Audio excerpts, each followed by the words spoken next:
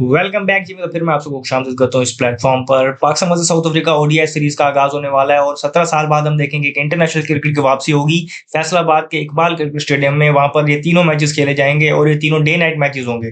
कल पहला मैच खेला जाएगा, उससे उसके वाले से डिस्कशन करते हैं। सबसे पहले साउथ अफ्रीका के साइड को देख लें। साउथ अफ्रीका की नो डाउट ये डेवलपिंग साइड है, ये उनकी फुल स्ट्रेंथ साइड नहीं है। इसमें बहुत ज्यादा नाम मिसिंग है। रिकल्टन नहीं है, टेम्बा बवूमा नहीं है, एडन मार्क्रम नहीं है, कागिसो रबाडा नहीं है, और अगर आप देखें तबरीज शमसी नहीं है। उनके जो मेन लॉट है वो मिसिंग है इसमें, ये हम जानते हैं। और इसको आप सेकंड स्ट्रेंथ टीम कह के इसको डिसरिस्पेक्ट करने से बेहतर आप इसको डेवलपिंग साइड कहें कि उनका एक मैकेनिज्म है, उनकी एक चीजें, तो उन्होंने एक डेवलपिंग साइड भेजी हुई है।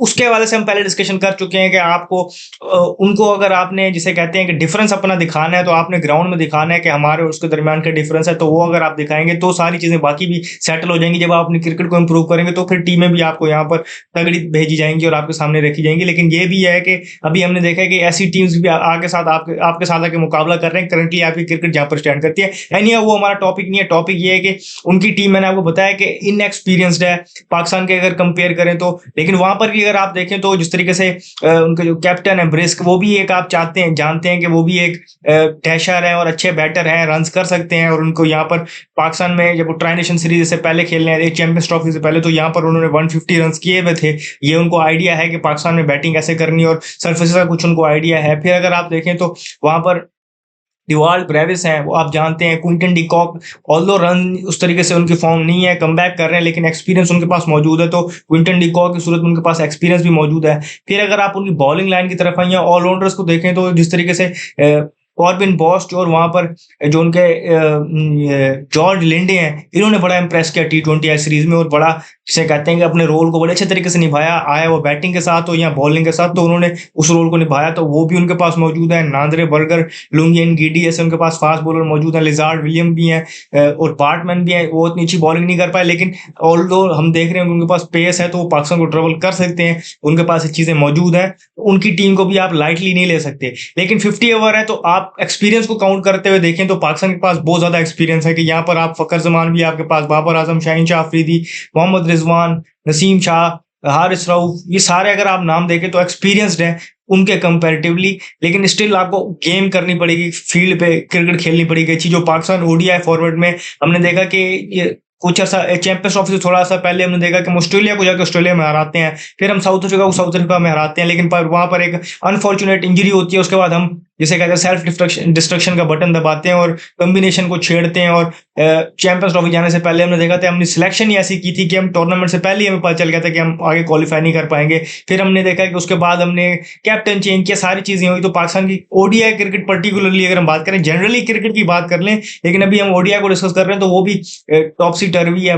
कल से शाहीन शाह एरा का आगाज होने लगा है कैप्टनसी के। शाहीन शाह अफरीदी पहली मतलब कैप्टनसी करेंगे पाकिस्तान के लिए ओडीआई फॉर्मेट में। और मुझे लगता है कि इससे पहले डोमेस्टिक में भी उन्होंने 50 ओवर की कैप्टनसी नहीं की हुई। तो ये अलग टेस्ट है कि 20 ओवर की कैप्टनसी अलग चीज होती है, 50 ओवर की अलग होती है। लंबा खेलना पड़ता है। यहाँ पर फेजेस आते हैं, आपने मुख्तलिफ फेजेस में कैसे खेलना है, अटैक करना है। वो जरा सा जिसे कहते हैं कि फास्ट बॉलर वाला अग्रेशन है, जज्बाती हो जाते हैं, तो उनको वो चीज को कंट्रोल में रखना पड़ेगा। बॉलर्स कैसे चलाने हैं, फील्ड कैसे सेट करनी है, तो सारी चीजें उनके लिए भी एक टेस्ट है। फर्स्ट टाइम कैप्टनसी कर रहे हैं इस स्टेज पर। लेकिन सामने अगर हम देखें तो जिस तरीके से एक डेवलपिंग साइड है, तो ये एक अच्छा उनके लिए जिसे कहते हैं कि एक ये उनके लिए एक चीज उनके हक में जा रही है कि डेवलपिंग साइड है तो वो सारी चीजें ट्राई कर सकते हैं। तो ये हमारे लिए एक अलग चीज है। फिर अगर हम बात करें आप कंडीशंस की, तो कंडीशंस मैंने आपको ये बताता चलूं कि पाकिस्तान में मोस्टली बैटिंग फ्रेंडली पिचेस ही होती हैं, रन ज्यादा बन रहे होते हैं। ये अगली विंटर है, तो हम जानते हैं कि सेकंड टाइम राउंड ड्यू होगी, सेकंड बैटिंग आसान होगी। पहली बॉलिंग करने में अगर आप देखें तो हो सकता है कि आपके स्पिनर्स मिडिल ओवर्स में जो है प्ले में आए और अर्ली ऑन आपके फास्ट बॉलर आपको मदद दें। और फिर लेटर एंड पे अगर हम देखें ड्यू से थोड़ा पहले, अगर हम जो जो second new ball second new ball जो न्यू बॉल बॉल का जो रूल चेंज हुआ है, तो आपको रिवर्स स्विंग के लिए भी एक बॉल अवेलेबल होगी। तो वो चीज भी आपके लिए देखनी पड़ेगी कि आपने फास्ट बॉलर उस तरीके से खिलाने जो उस चीज को यूटिलाइज कर सके। तो वो भी फैक्टर होगा आपके लिए। तो पहली बॉलिंग अगर आप देखें तो सबको मिला के आपको लगता है कि पहली बॉलिंग फिर ठीक रहती है। फिर अगर हम पाकिस्तान अगर देखें तो क्या 11 खिलाना चाहेगी? अब देखें एक चेंजेस जो लास्ट ओडीआई हमने खेला था वेस्ट इंडीज़ के अगेंस्ट, उसमें अगर आप देखें तो जो ओपनर थे अब्दुल्ला शफीक वो नहीं है, फ़खर ज़मान आ गए हैं। ये तो आपको एक नेचुरल आपको नज़र आ रही है चेंज। फिर हसन अली वहाँ पर एक पेसर खेल रहे थे, वो मौजूद नहीं है। उनकी जगह शाहीन शाह अफरीदी वहाँ बेंच पे थे, अब शाहीन शाह अफरीदी खेलेंगे क्योंकि कैप्टन है वो। फिर अगर हम देखें तो नसीम शाह वहाँ मौजूद थे, तो वो भी खेलेंगे। एक और पेसर उनके साथ खिलाया जाएगा, हारिस रऊफ को खिलाया जाएगा या वसीम जूनियर को। तो मुझे लग रहा है कि हारिस रऊफ को प्रेफ़र करेंगे वो।